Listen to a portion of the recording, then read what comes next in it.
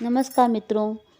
कुंभ राशि, आपको कुछ बातें अपनानी होंगी, फिर आप देखेंगे कि आपकी ज़िंदगी में कष्ट का नामो निशान नहीं रहेगा। नंबर 1, कुंभ राशि, आपको एक बात अच्छी तरह से सीखनी है कि आपको हर चीज़ की ज़िम्मेवारी लेनी है। आप हर चीज़ की ज़िम्मेवारी लें, चाहे आप अच्छा कर रहे हैं या बुरा कर रहे हैं।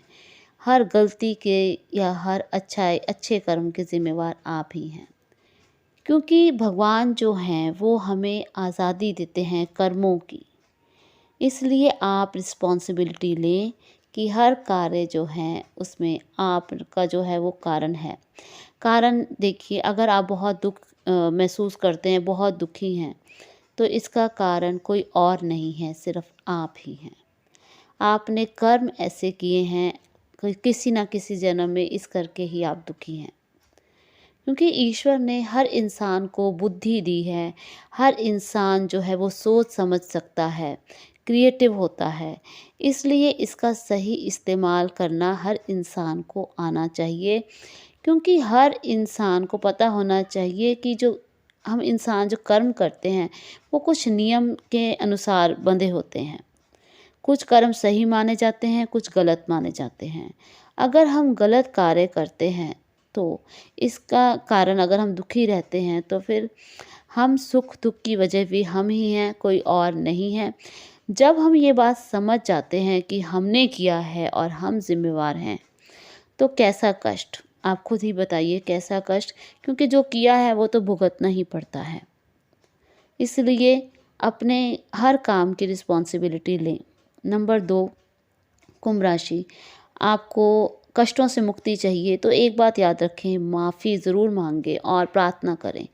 प्रार्थना में और माफ़ी में बहुत ज़्यादा शक्ति होती है और ये बहुत जल्दी असर करती है। क्योंकि कर्म जो हैं हमारे, हम इंडिविजुअल्स के बीच में होते हैं। हमने किसी को कष्ट दिया, किसी ने हमें दिया, तो इसीलिए आपको ध्यान रखना है कि कभी भी ऐसे कर्म ना हो जिससे कि कमज़ोर लोगों को कष्ट पहुंचाया जाए। माफ़ी और प्रार्थना से जीवन बहुत बदल जाता है। कई बार इतने भयंकर कर्म होते हैं, उनके लिए भी अगर हम माफ़ियाँ मांगते हैं तो वो कुछ टाइम बाद हमें माफ़ी मिलनी शुरू हो जाती है। और कुछ छोटे मोटे पापों की तो माफ़ी शीघ्र भी मिल जाती है। आपको पता है कि भगवान शिव जो हैं बहुत जल्दी प्रसन्न होते हैं और कहते हैं, ये देव शिव जी बहुत जल्दी इंसान को क्षमा भी कर देते हैं।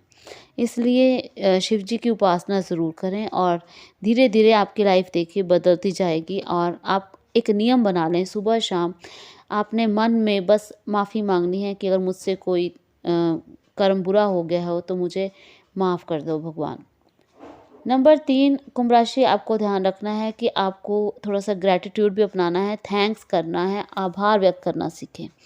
ज़िंदगी में अगर आपका कोई भला करता है या आपकी हेल्प करता है, तो आप कृतज्ञ बनें। ये मत कहें कि आप किसी ने आपके लिए कुछ नहीं किया, ऐसा कभी मत कहें।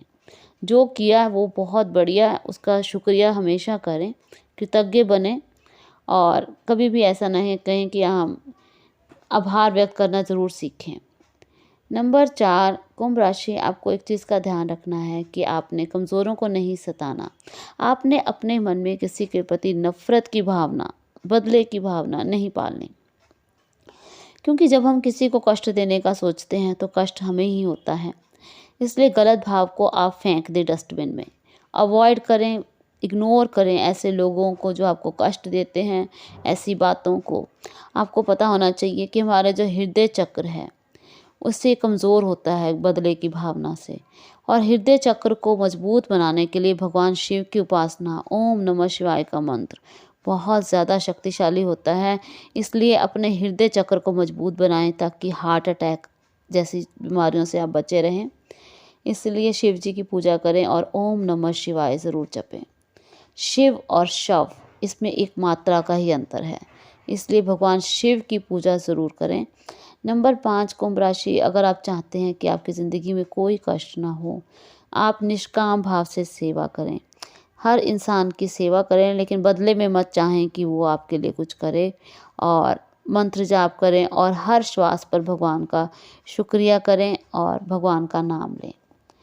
इस प्रकार हम देखते हैं कि कुंभ राशि अगर आप ये बातें अपना लेते हैं तो आपकी ज़िंदगी में कोई कष्ट का नामो निशान नहीं रहेगा, क्योंकि कष्ट तभी आते हैं जब हम समझते हैं हमारे कष्टों का कारण कोई और है। लेकिन जब हमें पता चल जाता है कि कष्ट तो हमारे ही कारण है, तो हम किसे ब्लेम करेंगे, हम किसी को ब्लेम नहीं करेंगे। हम अपने आप को सुधारेंगे और अपने आप में निरंतर बदलाव करने की कोशिश करेंगे। इसलिए क्योंकि कुंभ राशि मोक्ष की बहुत निकट राशि है, इसलिए जितना ज़्यादा अपने आप में सुधार करेगी, इस जन्म मरण के बंधन से ज़रूर मुक्त हो जाएगी। मित्रों, आशा करती हूँ कि ये जानकारी आपको अच्छी लगी होगी। अगर आपको ये जानकारी अच्छी लगी हो तो चैनल को सब्सक्राइब ज़रूर करें और कमेंट में ओम नमः शिवाय ज़रूर लिखें। धन्यवाद।